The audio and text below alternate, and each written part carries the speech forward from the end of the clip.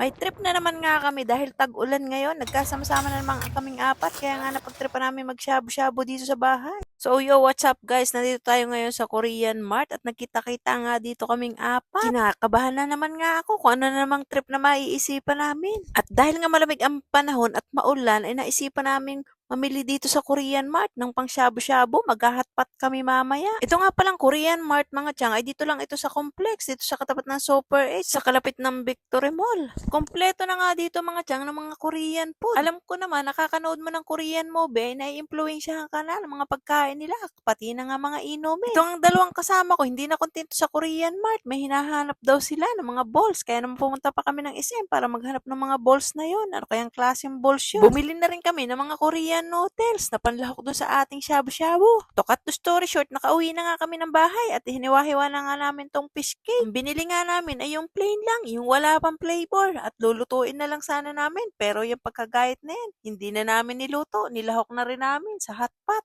At isinalang na nga namin ang lutuan, nilagay na rin namin ang mga gulay isa-isa. At naglagay na rin kami ng mushroom. Ito nga yung mga lahok. At isa nga sa mga balls natin, itong Taiwan balls, lobster. Meron nga din tayo ditong Norclaw na ang flavor ay crab. Ito nga yung isa sa magpapalasa dito sa ating hot pot. At ilagay na nga natin itong tinatawag nating Norclaw na ang flavor ay crab. At nilagyan din natin itong mga sausage sa maliliit. Ang cute, di ba? Meron nga din tayo ditong tteokbokki sauce. At hindi ko lang alam bakit parang hindi na ilagay yan. Siyempre, hindi mawala ang samyang sauce. Ito yung magpapasarap dyan. At may binili nga rin kami dito na dessert. Curious lang kami kung anong lasa nito kasi kumakain sila nito after nilang kumain ng mauumay na pagkain. Nag-add na nga din kami ng sotanghon, ang golden sotanghon. At syempre meron tayong tatlong noodles na iba't iba ang flavor. Bakit nga naman ito iba't ibang flavor? Hindi ba mag-iiba-iba ang lasa nito? So dahil nga piling nasa Korean tayo, ay meron tayong Korean kimchi at naglagay na rin tayo dito ng mga meat, yung beef na binalot natin sa mushroom. Baliktad, di ba? Mushroom na binalot nga natin sa beef.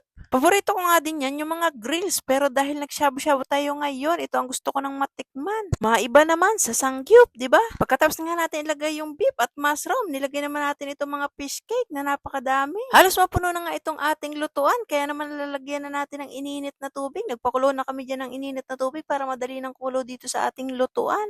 Ay, wari ko na may busog kami rito. So, mga tatlong pitsil nga yung nailagay namin dyang water. So, pagkatapos nga natin dyan mga tiyang ang lagyan ng tubig, itinakpan muna natin para nga ito'y kumulo. At nung nakulo na siya, nilagyan na natin itong mga flavor ng ating noodles. Kinakabahan nga lang kami dyan at baka mag-iba-ibang lasa dahil iba-iba nga ang flavor ng noodles namin. Parang hindi lahat applicable sa may sabaw dahil may nabasa ako na may sesame, parang pansit canton nga yun. Sa mga pagkakataon nga yan, inaamoy ko na ang bango, para nga tayong nasa Korean restaurant. At hindi na nga nagtagal dahil mainit na yung nilagay natin dyan tubig, ay kumulo na at naluto na lahat ng ingredients. Kaya naman, titimusan na natin ito. At dito nga, itinikman na muna ng pinsan ko kung tamang-tama na ba ang lasa ng sabaw at kung hindi pa idadagdagan pa namin. At dahil nga natabangan siya sa sabaw, ay nilagyan na nga niya ito ng samyang sauce. Ito daw ay pampadagdag ng lasa at pampasarap din. First time ko rin matitikman itong may samyang sauce nito. At panghuli nga, ay nilagay na natin itong mga noodles natin na 3 piraso.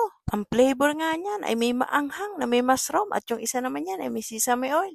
Nilagyan na rin namin itong kimchi. Talaga nga namang napakatapang ng amoy ng kimching ito, pero masarap kahit ganong katapang ang amoy. At ito na nga, naluto na namin. Kaya naman sinimulan na namin sandukin. Ano pang hinihintay natin? Tekman na natin! Ali nanay. Awan ba? Sarap naman yung crab. Abuti ka na nagkuhang crabs. Tekman natin.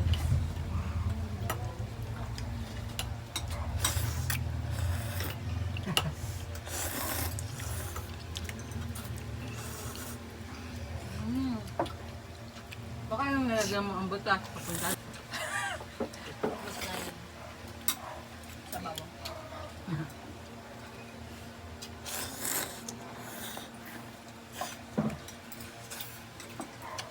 Sa shabu-shabu tayo muna.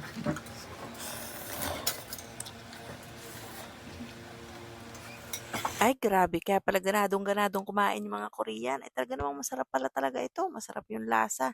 Kahit lahok-lahok, talaga nagmamatch-match pa rin yung bawat isa. Pero mas nangingibabaw talaga yung lasa nung samyang at saka nung crab. Mas lalong nagko-complement yung lasa kapag nilalagyan mo siya nung kimchi. So, isa siguro sa nagpasarap ng sabaw ay yung noodles natin, yung flavor ng noodles natin. So, hanggang dito na nga lang mga tiyang ang aking video. Sana nabusog ka sa panonood. Yun lang. Bye!